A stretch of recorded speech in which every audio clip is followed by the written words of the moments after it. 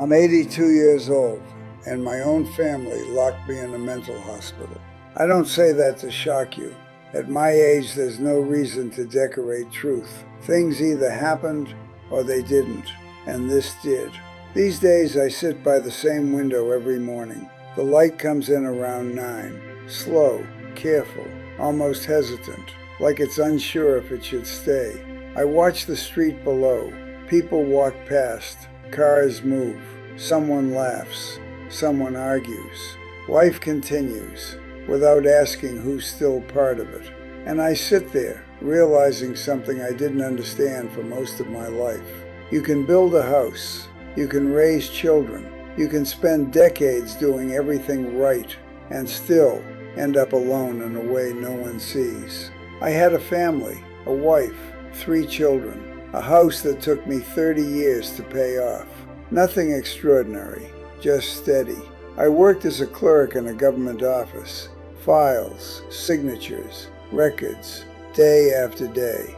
I wasn't ambitious. I wasn't careless either. I believed in stability. I believed that if I stayed consistent, life would take care of the rest. And for a long time, it looked like I was right. But there's something no one tells you. Stability is not the same as connection, and I didn't know the difference. Back then, life moved quickly, not in an exciting way, just full. The kind of full that leaves no room to think. Wake up early, tea, newspaper, rush to work, return home exhausted, eat, sit, sleep, repeat. Every day looked like the last one. And I told myself the same thing again and again. I'm doing this for them. That sentence can hide a lot. My wife used to talk to me in those early years about small things, neighbors, the children, her worries. Nothing dramatic, just pieces of her day. I would listen. At least, I thought I was listening. But my mind was always somewhere else. Work, bills, responsibilities.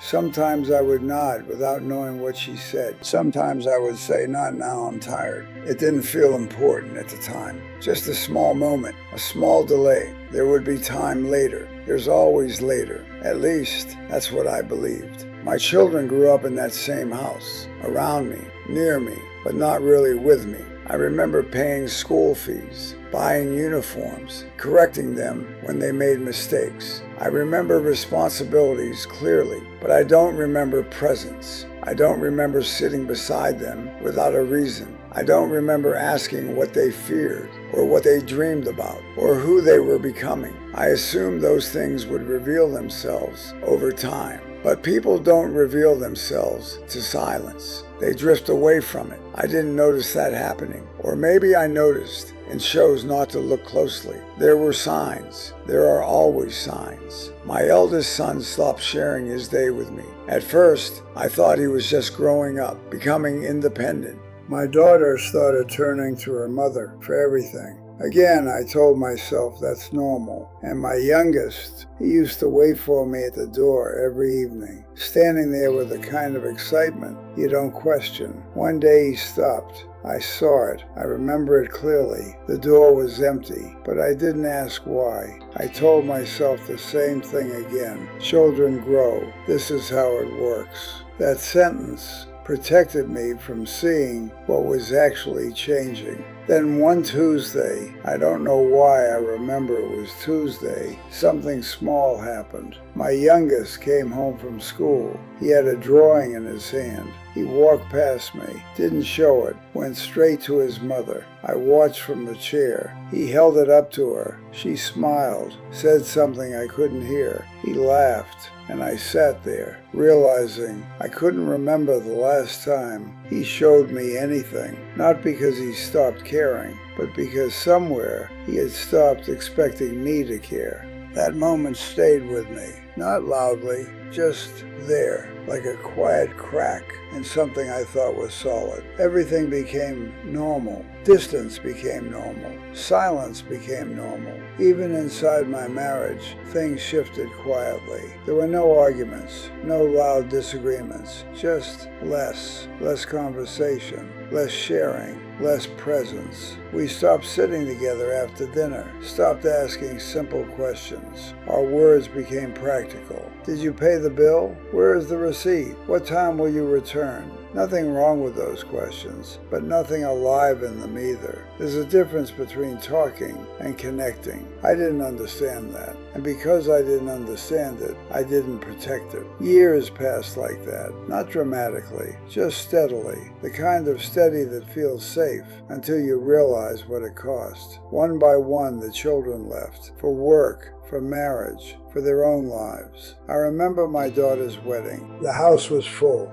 voices everywhere, music, laughter, people moving in every direction. And I stood there, mostly in the corner, watching, handling responsibilities, greeting guests, doing what needed to be done. But inside, there was a feeling I couldn't explain. Not sadness, not happiness, something else. Something like being unnecessary in a moment that should have felt personal. I ignored it. There were things to manage. There would be time later to understand it. Later. That word followed me for years. Eventually, the house became quiet. Just me and my wife. 2 people in a space built for 5. You would think that would bring us closer, but it didn't, because closeness is not something you restart. It's something you maintain, and we hadn't maintained it. We had learned how to live beside each other, not with each other. Evenings became longer. Meals became silent. The television filled the space where conversation used to exist. Sometimes I would look at her and feel like I should say something real, something meaningful, but I didn't know where to begin. And starting felt harder than staying silent. So I stayed silent. That's how distance grows. Not through conflict, but through hesitation. Time continued,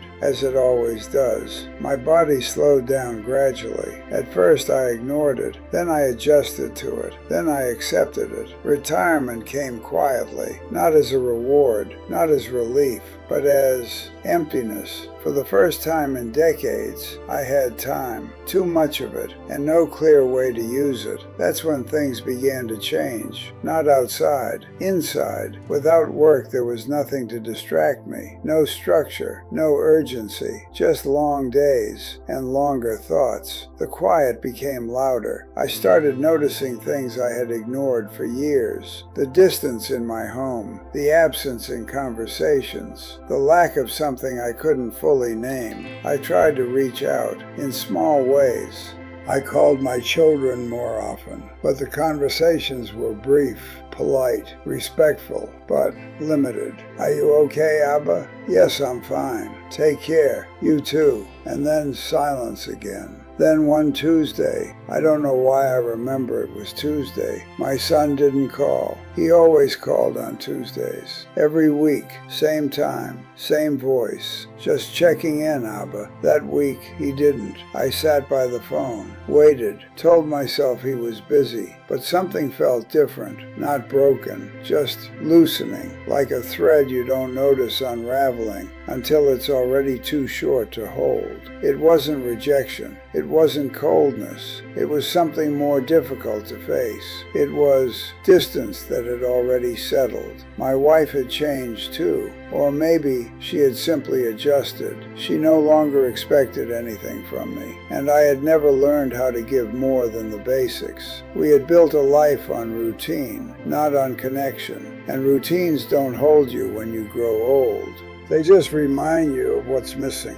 At night, sleep became difficult, not because of pain, because of thinking. Small memories began returning. Not the big events, those are easy to remember, but the small ones, the ones I had dismissed, conversations I had avoided, moments I had delayed, faces I had not truly seen. It wasn't overwhelming, it wasn't dramatic, just persistent. And slowly, something settled inside me, a quiet realization. I was surrounded by people for most of my life, and still, I had learned how to be alone. Not physically, but emotionally. That kind of loneliness doesn't make noise. It doesn't demand attention. It simply stays. And the more you ignore it, the stronger it becomes. I didn't talk about it, not to anyone. It didn't feel like something worth saying. After all, I had lived a successful life, hadn't I? A job, a house, a family, everything in place. So why did it feel like something had gone wrong? I didn't have the answer yet, not at that time. Not until things began to shift in a way I could no longer ignore. And when that shift came, it didn't feel sudden. It felt inevitable, like something that had been forming quietly for years and finally decided to show itself. I didn't notice the exact moment my family started seeing me differently. There was no single incident, no clear line between before and after, just small shifts, the kind you don't question until they've already settled. After retirement, my days became predictable, too predictable. I still woke up early, still made my tea, still read the newspaper, but something was missing. Not physically, structurally. There was no place I needed to be, no one waiting for me, no role that required my presence. At first it felt like rest, like something I had earned, years of work finally slowing down. But rest, when it stretches too long, changes shape. It becomes something heavier, something harder to carry. It becomes emptiness, and emptiness has a way of making your thoughts louder. I started talking more. That might sound like a good thing, but for someone who spent decades staying quiet, it didn't come out naturally. It came out uneven. Sometimes I spoke too much. Sometimes I repeated myself without realizing it. Old memories mostly, stories that didn't belong to the present anymore. I would tell them to my wife. She would listen at first, then gently remind me, "You've already said this." Not with anger, just with fatigue.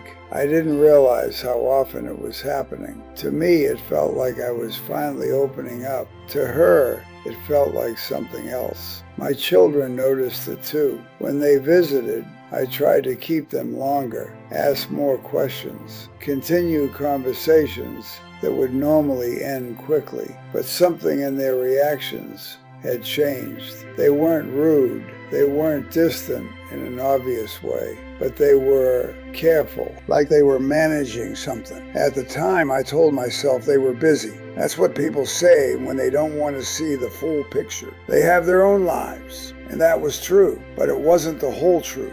There were other signs, small ones, easy to dismiss. I began forgetting things. Nothing serious, at least not in my mind. Where I left my glasses, whether I locked the door, what day it was. Normal things for someone my age. At least that's how I saw it. But they didn't see it that way. They started correcting me more often, reminding me of things I had just forgotten, checking on me in ways they hadn't before. The tone changed too. Still polite, still respectful, but slightly different, simpler, slower, like they were choosing words carefully, like you would with someone you don't fully trust to follow. I noticed it, of course I did, but I didn't know what to do with that feeling. It wasn't anger. It was something closer to shrinking, like I was becoming smaller in their eyes. And the more I felt that, the more I tried to prove the opposite. I tried to show I was still capable, still aware, still in control. But the harder I tried, the more things slipped. It's a strange thing. When you try to hold on too tightly, you start losing grip. There was a day that changed something, not dramatically, but permanently. I left the stove on. I don't even remember doing it. Nothing serious happened. No fire, no damage. But it scared them, more than I expected. That evening my son spoke to me. His voice was calm, but firm. "Abba, you have to be careful." I nodded. Of course I nodded. What else could I do? But inside, something shifted. Not loudly, not immediately, just quietly. For the first time, I felt something I had never felt in my own home. Doubt. Not my doubt, theirs. And once someone starts doubting you, everything changes. After that, decisions started being made for me. At first, they sounded like suggestions. You should rest more. Don't worry about this. Let us handle it. Simple things, reasonable things. But over time, they added up, until I realized I wasn't deciding much anymore, even in my own house. It didn't feel like care. It felt like being moved aside, gently, politely, but still moved. My wife agreed with them. That part stayed with me longer than anything else. Not because she was wrong, but because she didn't stand next to me. She stood with them. And in that moment, I understood something I had avoided for years. I had never really stood beside her either. Not in the way that matters. Not when she needed more than presence. Not when she needed attention. So I couldn't expect something I had never given. That realization didn't come with emotion. It came with clarity. And clarity can feel colder than pain. The tension in the house changed after that. Not louder, just heavier. I became more restless, more aware of everything. The way they looked at me, the way they spoke around me. Sometimes I would say things out of frustration, not intentionally harsh, but they came out that way. And each time it happened, I could see it in their faces. Confirmation, like I was proving something they had already started believing. They began saying I wasn't acting like myself, that something was off. But the truth is, I didn't know what myself was anymore. Had I ever really known? Then came the day they took me to the hospital. It was presented simply, a checkup, nothing serious, just to make sure everything was fine. I didn't question it. Why would I? They were my family. At the hospital, things felt different immediately. Not because of the place, because of how they spoke. They explained things to the doctor, more than I did, described my behavior, my memory, my mood. I sat there, listening, like they were talking about someone else. I tried to speak, to explain, but my words didn't come out clearly, not the way I wanted them to. And the doctor, he listened to them more. Maybe that's normal. Maybe that's how these situations work. But sitting there, I felt something I hadn't felt before. Invisible, like my presence didn't carry weight anymore. After that, things moved quickly, too quickly. Tests, questions, observations, conversations I wasn't included in. And then, one day, they told me I would be staying. Just for a few days, for observation. Simple words, easy to accept at first, until you understand what they mean.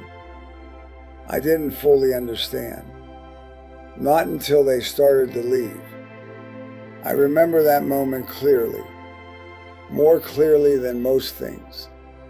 I stood there, watching them walk away, waiting for someone to turn back, to say something more, to hesitate. No one did. That's when it became real. Not loud, not dramatic, just final. I wasn't angry. That's the strange part. No shouting, no confrontation, just emptiness. Because somewhere inside me, I understood something I hadn't fully accepted before. This didn't begin that day. This wasn't a sudden decision. It was the result of something much older, something I had been part of for years. In every moment I chose distance. In every conversation I postponed. In every silence I allowed to grow. I had built a life based on responsibility, but not on connection. And now I was standing inside the outcome of that, watching my family leave me in a place I never imagined I would be. Not because they didn't care, but because somewhere along the way we had stopped belonging to each other in the way that matters. And once that changes, everything else follows. The hospital was quiet, not peaceful, not comforting, just controlled. Everything followed a schedule. Meals at fixed times, medication at fixed times. Sleep, if it came on its own. No one there seemed surprised to be there. That's something I noticed after a few days. No one asked, "Why am I here?" Because somewhere they already knew, or had stopped asking. Every person in that place had been brought by someone. That's what connects all of us. Not illness, not age, a decision made by someone else. There was a man in the bed next to mine, older than me, thinner. He talked to the wall every night, like someone was there. His voice was soft, not angry, not confused, just certain, like he was finishing conversations that had been waiting for years. No one ever answered. No one ever was there. I watched him for weeks. Some nights I almost understood what he was saying. Names, places, apologies, the kind of words you say for people who aren't there anymore. And one morning, his bed was empty. No explanation, no announcement, just gone, like he was never there. I didn't ask what happened. None of us did, because in that place, you learn not to ask. You learn that some answers don't make anything easier. Days passed, then weeks. Time felt different there.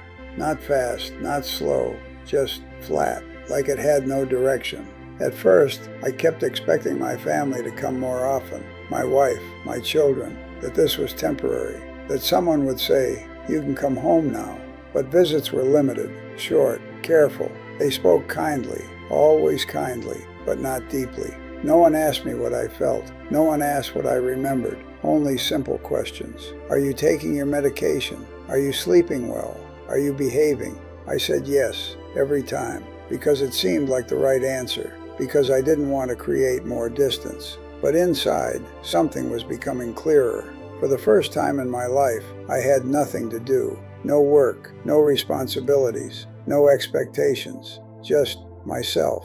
And that's when I started seeing things differently. Not all at once, slowly, memory by memory. I didn't remember the big moments. Those were already clear. Weddings, births, years of work. What came back instead were the small things, the ones I had ignored. My son standing at the door, waiting. My wife trying to talk after dinner. My daughter sitting quietly beside me, hoping I would notice. And me, choosing not to engage. Not because I didn't care, but because I thought there would always be another time. That belief shaped everything. Not one big mistake, just a pattern, a way of living, thinking there is always later. There isn't. Time doesn't wait for understanding. People don't pause their feelings until you are ready. Connection doesn't stay untouched until you return to it. It fades quietly until one day there's nothing left to return to. I wasn't placed in that hospital because my family hated me. That would have been easier to accept. Hatred is clear. It has shape.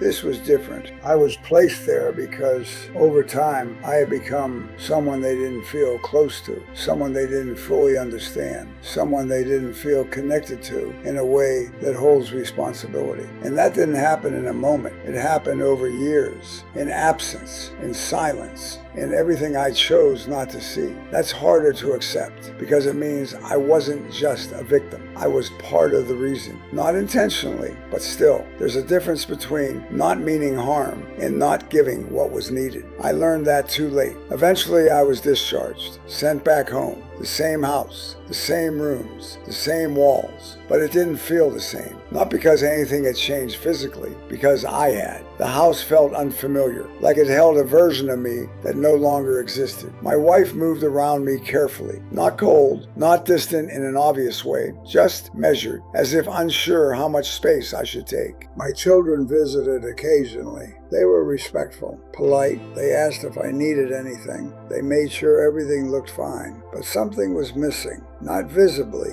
but clearly. You don't lose warmth in a day. You lose it slowly, in small ways you don't even notice, until one day it's just not there anymore. And once it fades enough, you notice it in everything, in tone, in silence, in the way conversations end quickly. I understood it now. That understanding didn't fix anything, but it removed confusion. If you're listening to me now, I'm not trying to warn you loudly. Loud warnings don't stay. People forget them. I'm just saying something simple. If someone speaks to you, really speaks, don't delay your attention. If someone shares something small, don't treat it as unimportant. Small moments are not small. They are the foundation of everything. I spent my life believing I was doing enough, providing, working, maintaining stability. I thought that was love. It isn't. You can give someone everything they need to live and still leave them feeling alone. That's something I understand now. But understanding doesn't go backward. It only stays with you moving forward. And at my age, forward is not very long. Most evenings, I sit in the same chair. The house is quiet again, but I hear it differently now. Not as peace, but as something that reflects what I built or didn't build. I don't expect things to change anymore. That's not how life works at this stage. There are no sudden repairs, no dramatic closeness, just acceptance and memory. If this stays with you, then just carry it quietly. Not as advice, not as a lesson, just as a thought, the kind I ignored for most of my life. I used to believe life was long enough to fix things later. It isn't. Later doesn't wait. It arrives and leaves without asking if you're ready. Now I sit by the window every morning, the same one. The light still comes in, slow, soft, uncertain, just like before. But I see it differently now, not as something that will always return, but as something that arrives, whether you are ready for it or not. And one day, it will come in quietly, like it always does, and I won't be there to notice it.